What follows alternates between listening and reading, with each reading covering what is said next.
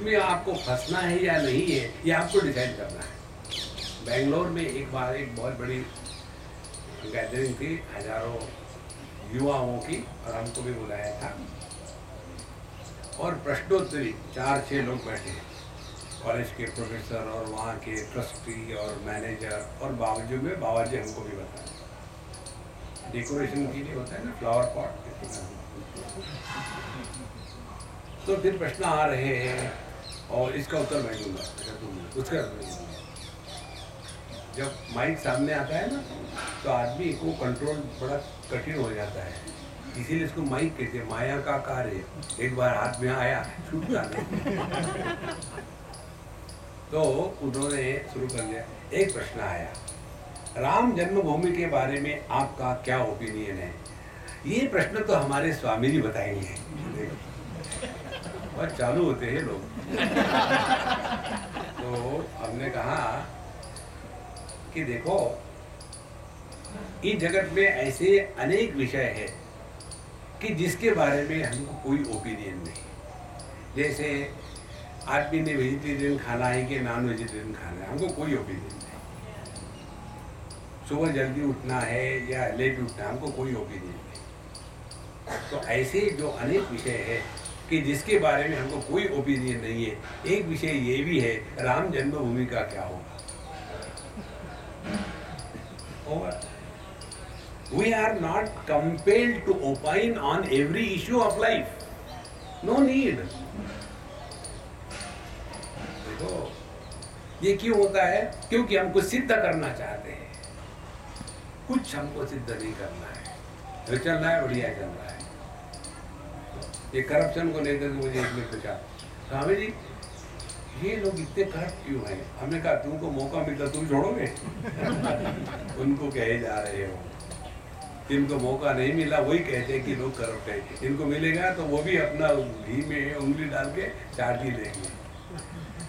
इसलिए अपने को इस मार्ग पर यदि चलना है तो दुनिया के प्रति हमारे मन में केवल सेवा भाव हो, बस सेवा करनी है अपने को, क्योंकि ये अपनी आवश्यकता है, उसके द्वारा ही अपने हृदय का निर्माण होगा। तो जगत में कुछ भी करो तो जय पराजय होगा, जय पराजय होगा तो लाभ हानि होगी, लाभ हानि होगी तो सुख दुख होगा। इसमें जगत में कुछ भी हो रहा हो, अपने मन का समत्व टिका के रखना है। सिद्ध सिद्ध्यो हो समो भूत्वा समत्वम योग उच्यते। भगवद गीता में 4 प्रकार से साधना बताई है, कर्म के दृष्टि से, योग के दृष्टि से, भक्ति की दृष्टि से और ज्ञान की दृष्टि से। और ये चारों प्रकार की साधना का लक्ष्य एक ही है। कर्म की दृष्टि से जो साधना है, कर्म योग की साधना, उसमें लक्ष्य क्या है? लक्ष्य है समत्वम योग उच्यते।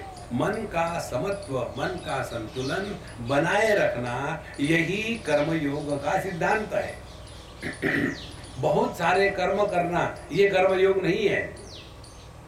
देखो,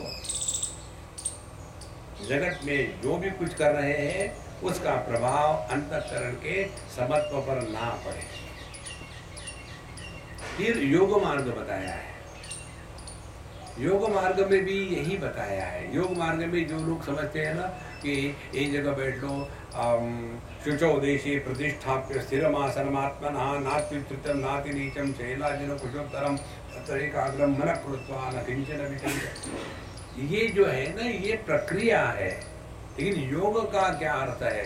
भगवान कृष्ण के शब्दों में, तम विद्या दुख संयोग वियोगम योग संनितम स निश्चयेन योक्तव्यः योगः अनिर्विण्ण चेतसा। योग का तात्पर्य है कि हमारे जीवन में दुख आने के बाद जब हम दुखी होने से इनकार करते हैं, तब हमने योगाभ्यास किया है। और हमारे लिए योगाभ्यास क्या होता है? दुख निर्माण करना, दुख से निवृत्त होना नहीं। कैसे निर्माण करते हैं? एक टांग यहाँ रख दी, एक टांग वहाँ रख दी, पद्मासन में बैठे और लॉक हो गए, अब खुलता ही नहीं। क्या करें? फिर बुलाओ एम्बुलेंस को, जरा ले चलो टो करके। ये योगा नहीं है। Twisting the body cannot be the yoga. भगवान कहते हैं आत्मौपम्येन सर्वत्र समं पश्यति अर्जुन, सुखम वा यदि वा दुखम स योगी परमो मतः। जो व्यक्ति इस जगत में सबके प्रति समानता का भाव रखता है, उस समत्व में जो स्थित है वो योगी है। समत्व में स्थित होना माने क्या? समत्व में स्थित होना माने दूसरे की खुशी में हम खुश हैं और दूसरे के दुख में हम दुखी है नहीं। दूसरे के दुख में हम उसके दुख के निवारण में लगे हैं। कितनी सिंपल बात है। हमको एक ने पूछा था, स्वामी जी आपके खुशी का राज क्या है? हमने कहा हमारे खुशी का यही राज है कि हम दूसरे के खुशी में खुश रहते हैं। बोले कैसे संभव है? हमने कहा देखो, लोग शादी करते हैं, हम शादी में जाते हैं, उसी समय वो खुश होते हैं, तब हम उनके साथ होते हैं, बाद में अपना चलते रहो। जलना थोड़ी है, ये बहुत सिंपल टेक्निक है। किसी का भला होता है, we should be happy genuinely. मालूम है कैसा हो गया, नीचे से पैसा खिलाया होगा, ये जलन है। तो जो व्यक्ति अन्य की खुशी में खुश है, देखो एक बार की बात है, सास बहू की। तो सास बहू भगवान ने टाइम पास करने के लिए बनाए हैं और ये दो ऐसा रिश्ता है कि इनको भगवान भी नहीं सुधार सकता।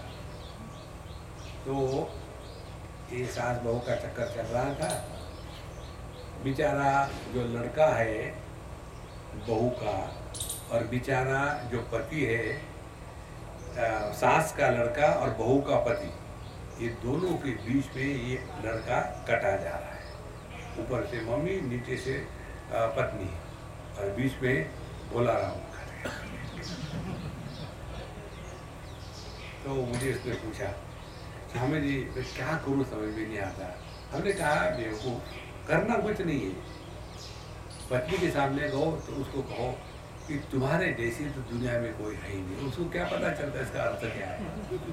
उसको समझ होती तो वो शादी करती तुमसे। Don't worry. फिर माँ के सामने चले जाओ तो माँ को कहो कि पता नहीं मेरे क्या भागे फूटे, उससे शादी करी मैंने, अब मैं सोचता हूँ उसको मैं गला घोट के मार डालूँ।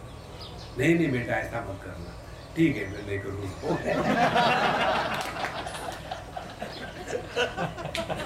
दोनों को बेवकूफ बनाओ और खुश रहो। यदि तुम जस्टिफाई करना चाहोगे पत्नी के सामने कि तुम्हारी माँ अच्छी है और माँ के सामने जस्टिफाई करना चाहोगे तुम्हारी पत्नी अच्छी है, दोनों मिल करके तुम्हारी खर्ची करेंगी। देखो जब इन दोनों का चल रहा था तो पहले उसकी पत्नी मेरे पास आई। स्वामी जी हम क्या करें? मैंने कहा देखो बेटा, एक मटका है, कुमार ने ताजा ताजा बनाया है, एकदम गिला गिला है, उसमें थोड़ी कहीं खोट है, तो उसको हम बदल सकते हैं क्या? हाँ बदल सकते हैं, थोड़ा दबा करके, क्योंकि अभी वो कच्चा है। बहुत बढ़िया। हम दूसरा मटका है, उसको पक गया है, उसको बिल्कुल आग में तपाया पकाया है, उसमें कुछ खोट है, उसको बदल सकते हैं क्या? नहीं। तुम्हारी जो सांस है ना वो पक्का मटका है और तुम जो हो वो कच्चा मटका हो। तो तुम्हें बदल आ सकता है, उसमें बदल नहीं आ सकता। फिर क्या करें? भगवान से प्रार्थना करो, भगवान हाँ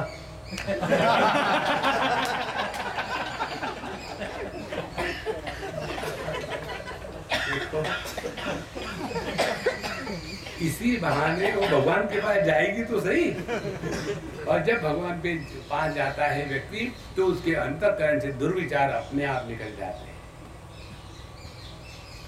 हो गई। फिर सांस आई। स्वामी जी आजकल की बहुएं कैसी होती है पता नहीं। हमने कहा देखो मैंने तुम्हारे लड़के को कहा था कि किसी बूढ़ी लड़की से शादी कर लेना ताकि वो तुम्हारे जमाने की होगी। नहीं नहीं नहीं, ऐसी बात नहीं, कैसी बात नहीं, ये लोग समझते क्यों नहीं। हमने कहा देखो अम्मा, तुम्हारे लड़के को ये सिद्ध करने की आवश्यकता है क्या कि वो तुमसे प्रेम करता है?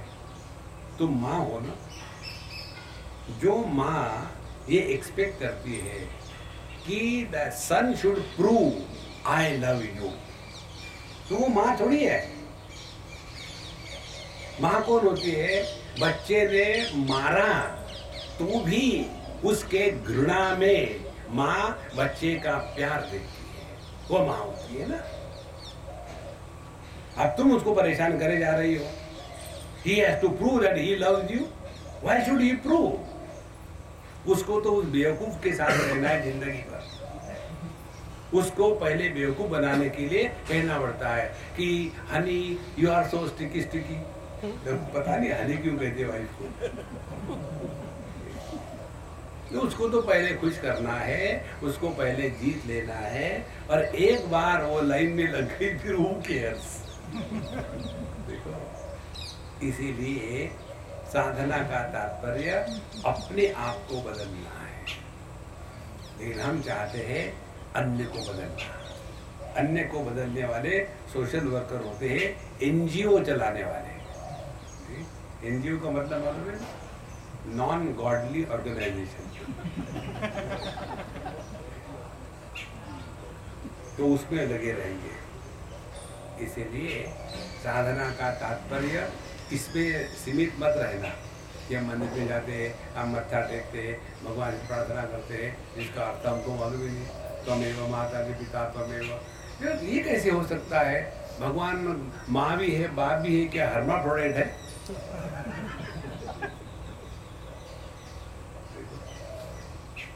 तो धीरे धीरे साधना का तात्पर्य अपने जीवन में ऐसा जिए कि मन का संतुलन बना रहे। तो कर्म हो सिद्ध सिद्धो समो भूत्वा समत्वम योगो उच्यते। यदि योग शास्त्र हो तो सबकी खुशी में हम खुश हैं, और कोई दुखी है तो अपने तरफ से जितना हो सके करो, नहीं हो सके तो दुखी मत होना।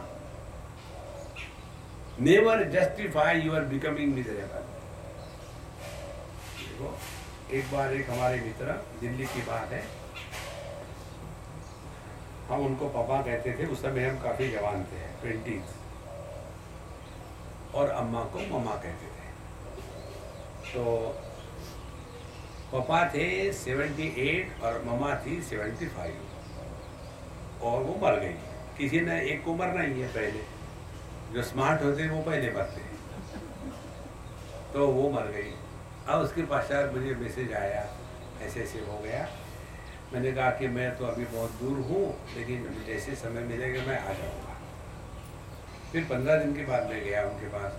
जाने के बाद उन दिनों में बिरला मंदिर के सामने जो क्वार्टर्स थे गवर्नमेंट की, उसमें वो रहते थे। तो हम गए, दुनिया भर की बातें करी, गवर्नमेंट कैसी खराब है, आजकल क्लाइमेट बदल रहा है, और सब जनरल टॉक। ऐसे टॉक करो कि जिसमें पाप और पुण्य निर्माण नहीं होता, तो ऐसे टाइम पास हो जाता है। उसके बाद चाय समोसे सब कुछ खाया वगैरह, आधे पौन घंटे बैठे। अच्छा पापा अब हम चलते हैं। फिर देखते ट्राई मारते आने का। जैसे हम उठे, हमको कहते कि आप असली स्वामी हो। मैंने कहा नकली कैसे होते बताओ पहले। बोले मुझे बताने आप असली हो। कैसे? बोले आप ही एक हो कि जिन्होंने आके मुझे नहीं रुलाया। जो भी मुझे मिलने आता था मेरे पत्नी के देहांत के बाद, बोल बोल के जब तक मैं नहीं रोऊंगा तब तक कि उनकी तसल्ली नहीं होती थी। और आपने तो मुझे उसके बारे में एक शब्द भी नहीं बोला, पूछा भी नहीं, उसका स्मरण भी नहीं दिलाया, और आनंद से चले जा रहे हैं, और मैं भी खुश हूँ। इसीलिए आप असली स्वामी हो। हमने कहा देखो, अब आपकी पत्नी मरने से आपको दुख हुआ, ये कैसी मैं कल्पना कर सकता हूँ? हो सकता है खुश हो गए हो आप। पत्नी मरने से दुखी होना ये कोई नियम थोड़ी है। देखो महाराज, किसी को भी उसके दुख से हमको निकालना है, उसको जताना नहीं, अरे हंसो मत तुम दुखी हो, नहीं नहीं नहीं। तो जब हम जगत में रहते हैं, कर्म करो तो मन के संतुलन को टिकाए रखें, योग करो तो लोगों की खुशी में खुश है, कोई दुखी है तो जितना हो सके करो, लेकिन स्वयं दुखी मत होना, दुनिया को सुधारने का प्रयत्न मत करना। जो दुखी है उसको दुखी रहने दो, हर एक को दुखी होने का अधिकार है, हम डेमोक्रेसी में। अच्छा, उसके पश्चात फिर आ जाते हैं हम भक्ति के मार्ग में। भक्ति के मार्ग में आते हैं तो उससे तो कोई सिंपल बात है ही नहीं। भक्त के लिए कर्म का सिद्धांत लागू नहीं होता, क्योंकि जो कुछ हो रहा है हरि इच्छा, तो हर एक घटना जीवन की यदि हरि का स्मरण कराती है और हरि है आनंद स्वरूप, तो आदमी दुखी कैसे होगा? पहली बात। दूसरी बात, दुखी होने के जो अनेक कारण हैं, उसमें एक कारण है कॉज एंड इफेक्ट, कार्य कारण में फंस जाना।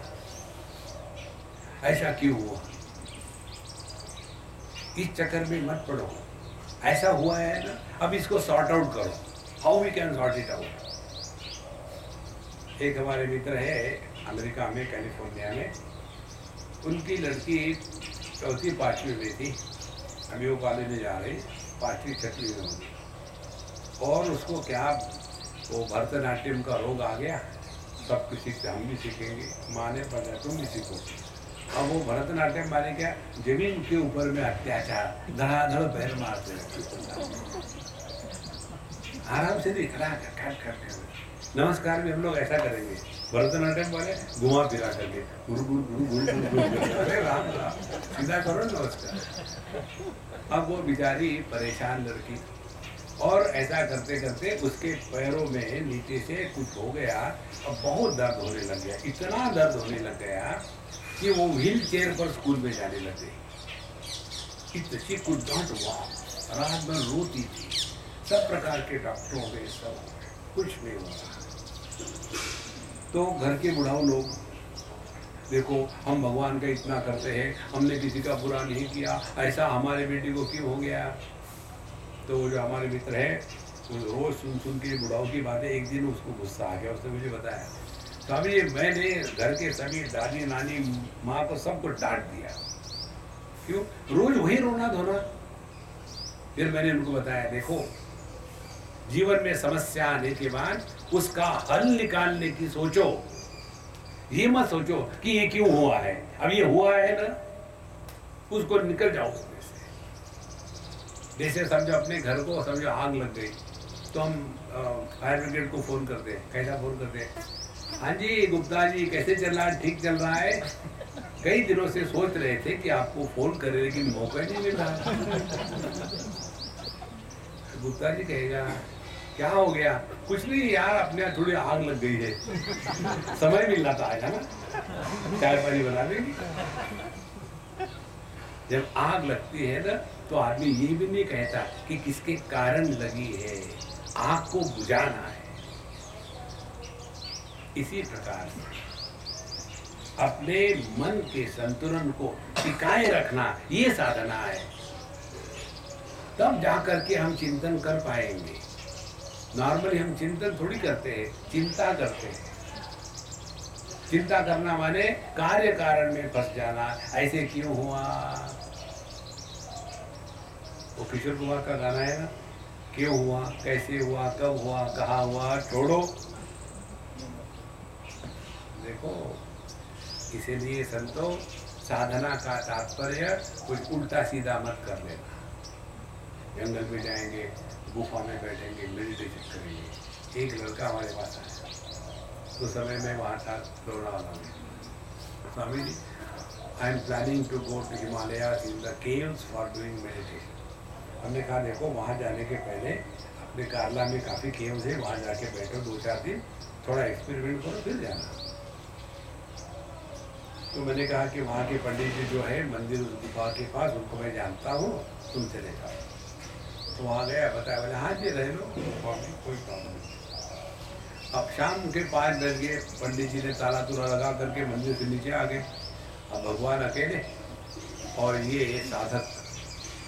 अब वहाँ गुफा में मच्छर है, खटमल है, अंधकार है, बाथरूम नहीं, और चारों तरफ पता ही नहीं क्या है। अब इन्होंने सोचा यहाँ कैसे बैठूंगा मैं, अंधकार, बाथरूम तो कहाँ जाऊँगा मैं, पानी तो रखा ही नहीं है यहाँ पर, ऐसे कैसे होगा, मुश्किल हो जाएगी। समझो कोई आ गया तो खाने के लिए, तो क्या करना। फिर विचार करके आधे घंटे में नीचे आ गए। फिर मैंने कहा कैसा स्वामी जी, वहाँ तो कुछ भी नहीं था, केवल एक ऐसे जमीन में गड्ढा होता है ना, वैसे पहाड़ में गड्ढा था, वहाँ में कैसे बैठो। बिल्कुल ठीक बात है, यू आर वेरी इंटेलिजेंट, लेकिन मुझे गुफा में मेडिटेशन करना है, उसका क्या। हमने कहा देखो तुम अपने घर में चले जाओ, जिस कमरे में तुम रहते हो ना, ऊपर में एक बोर्ड लगा दो, गुफा, उसको पढ़ो। अरे कुछ लोग नहीं करते क्या, अपने घर को महल बनाएंगे और लिखेंगे पर्णकुटी। पर्णकुटी थोड़ी होती है, उसमें एक भी पत्ता नहीं होता, चाय की पत्ती भी नहीं होती पर्णकुटी। ये सब अपने मन के खेल है महाराज। इसीलिए असली साधना यही है, अपने मन के संतुलन को टिकाया, तब जा करके हम साधना कर रहे हैं। नहीं तो योगा माने, देखो पतंजलि योग दर्शन में आसन के ऊपर केवल 2 सूत्र हैं, और वो सूत्र का अर्थ है स्थिर सुखम आसनम, बॉडी ट्विस्टिंग आसनम कहीं नहीं लिखा है, लेकिन पूरा लाइफ उसी में चले जाता है। देखो इसीलिए साधना का तात्पर्य बाहर के जगत में व्यवहार और अंतःकरण का संतुलन बना रहे। अब आते हैं भक्ति के मार्ग में। भक्ति के मार्ग में आए तो भक्ति का तात्पर्य क्या है, जब जब आपको एक क्षण भी खाली मिले उसको भगवान के नाम से भर दो। कहीं चले जा रहे हो, गुनगुनाना शुरू कर दो, और इस चक्कर में मत पढ़ना ये मंत्र की वो मंत्र, कोई भी मंत्र चलेगा अपने को, जो भी आ जाए। कभी राम आते हैं, कभी कृष्ण आते हैं, कभी हनुमान चालीसा आती है, कभी देवी आती है, जो भी आ जाए अपन को क्या फर्क पड़ता है, सब तो एक ही है। तो जैसे कहीं आप जा रहे घूमने, गुनगुनाते रहो, गुनगुनाते रहो। ये गुनगुनाने की आदत लगा लेना। जहां आपको 2 मिनट भी समय मिला, शुरू कर दो।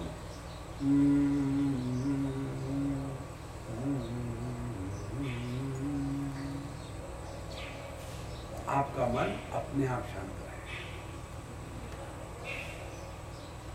जब गुनगुनाते नहीं तब क्या करते हैं, तब हम अपने आप से बोलना शुरू कर देते हैं।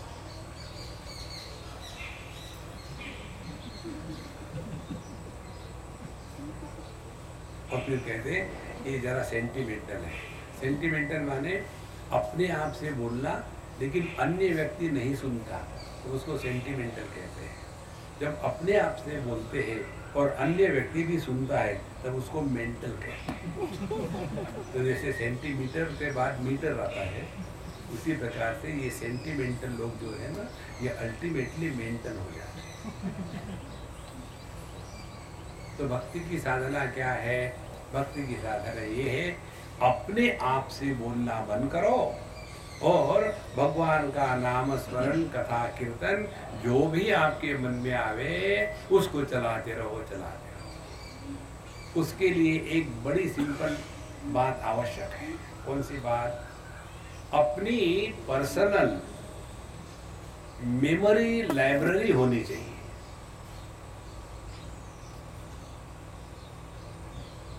छोटी उम्र में ही आदमी अनेक चीज़ों को कंठस्थ कर सकता है। बुढ़ापे में कुछ याद ही नहीं रहता। बहू मुझे खाना दोगी क्या? 5 बार खा चुके हो सुबह से। अच्छा खाया है, मैं भूल गया। अब जो स्थिति ऐसी है, उनको कहो भगवद गीता को याद करो तो कहेंगे कौन सी गीता? एक दुलक्कड़ बुढ़ाओ डॉक्टर के पास गया। डॉक्टर साहब, मेरे बहू ने कहा डॉक्टर को जाके बताओ तुम्हारी प्रॉब्लम को दवाई देंगे। तो बोले डॉक्टर बोले हाँ क्या प्रॉब्लम? कौन सी प्रॉब्लम? भूल गए।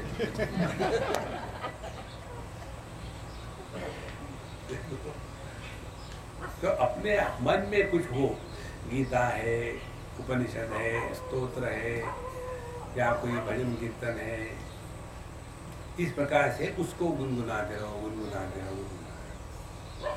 मन को हमको बिजी रखना है। मन मालूम है कैसे होता है? जैसे मर्क्यूरी होता है ना, मर्क्यूरी को कितना भी पकड़ने का प्रयत्न करो, you cannot hold it, you cannot catch it. इसी प्रकार से ये मन को पकड़ा नहीं जा सकता। मन के साथ एक ही किया जा सकता है, और वो क्या है? मन को 2 बातें करनी है। एक तो डिसिप्लिन, और दूसरा मन को हमको बिजी रखना है। Disciplined and busy mind is occupied mind. अब देखो आपके घर में आपने देखा होगा, गर्मी के दिनों में बच्चों को स्कूल नहीं, तो घर में सबका सर खाएंगे। तो हम लोग क्या करते हैं, कितना भी डांटो कोई फर्क नहीं पड़ता, फिर उनको बिजी रखते हैं। उनको कुछ दे दिया। एक बार हम किसी के यहाँ थे तो परेशान कर रहा था, समझिए पता नहीं तो क्या करूँ। मैंने मैं ठीक करता हूँ, बुलाओ। तो मैंने उसको कहा कि भाई मैं तुम्हारे बारे में सुना तुम बहुत ही इंटेलिजेंट हो। स्वामी, लेकिन मैं चाहता हूँ कि तुम इंटेलिजेंट हो कि नहीं कैसे पता चले? किसी ने कह दिया तो तुमने मान लिया। फिर देखो ये क्या है अखबार। फिर मैंने उसको पढ़ा, उसके साथ देख लिया, अब मिक्स कर दिया। अब इसको जैसा था वैसा बना के दिखाओ, फिर जानता हूँ कि तुम रियली इंटेलिजेंट हो। Yes I can do it, मैं डू इट। घंटे तक बिजी, घर में शांति। Keep the mind busy and occupied. तो फिर चाहे जप करो, चाहे स्तोत्र का पाठ करो, चाहे हनुमान चालीसा के 101 आवर्तन करने, हम उसमें भी शॉर्टकट निकालते हैं। कैसे? एक से एक लोगों को बुलाएंगे, इकट्ठे खाएंगे, एक से एक हो गए। हर एक ने एक से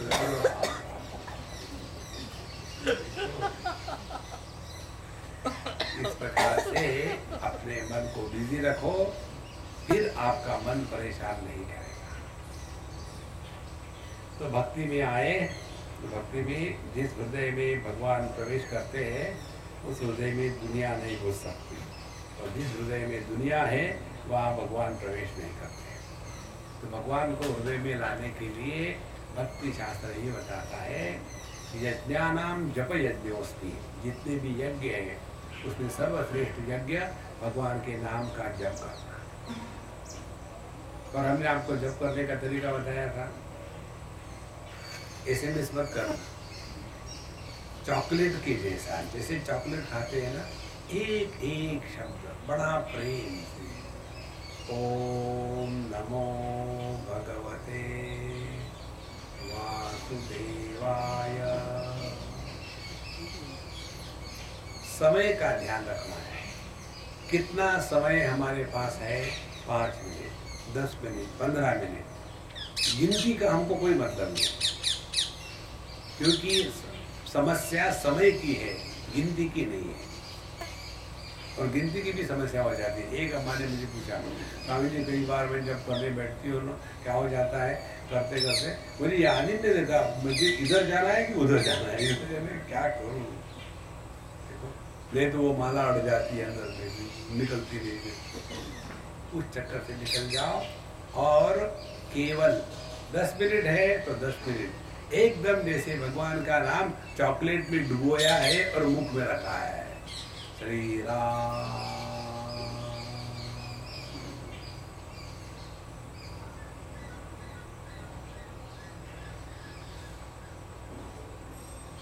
Shri Ram.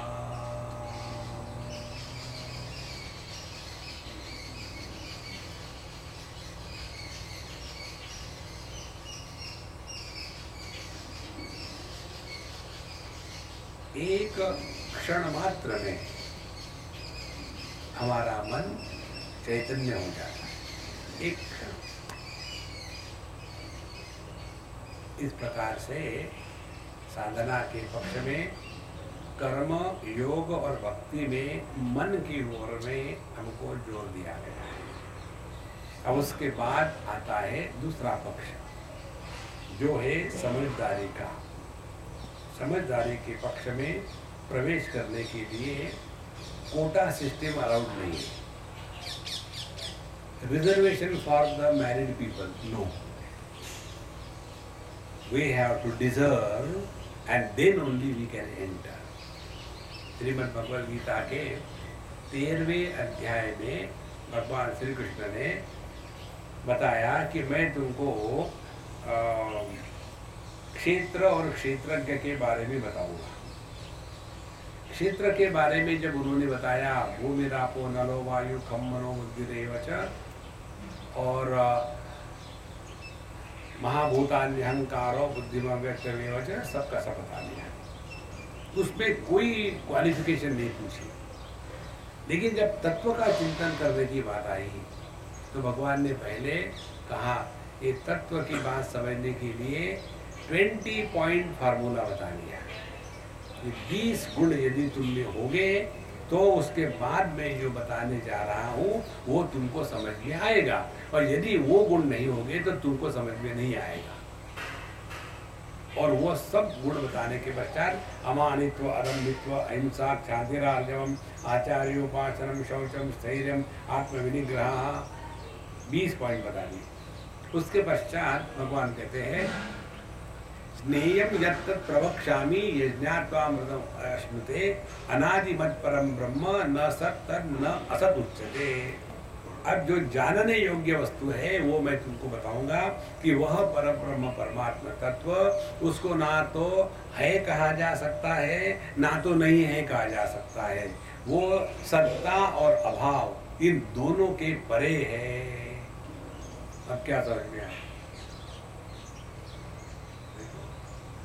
That which is beyond existence and non-existence is the reality. ये समझ में क्यों नहीं आया? 20 पॉइंट फार्मूला किया नहीं तो वो क्या है उसको हम अंतिम सत्र में देखेंगे। ओम पूर्णमदः पूर्णमिदं पूर्णात् पूर्णमुदच्यते पूर्णस्य पूर्णमादाय पूर्णमेवावशिष्यते। ओम शांति शांति शांति। हरि ओम। श्री गुरुभ्यो नमः। हरि ओम।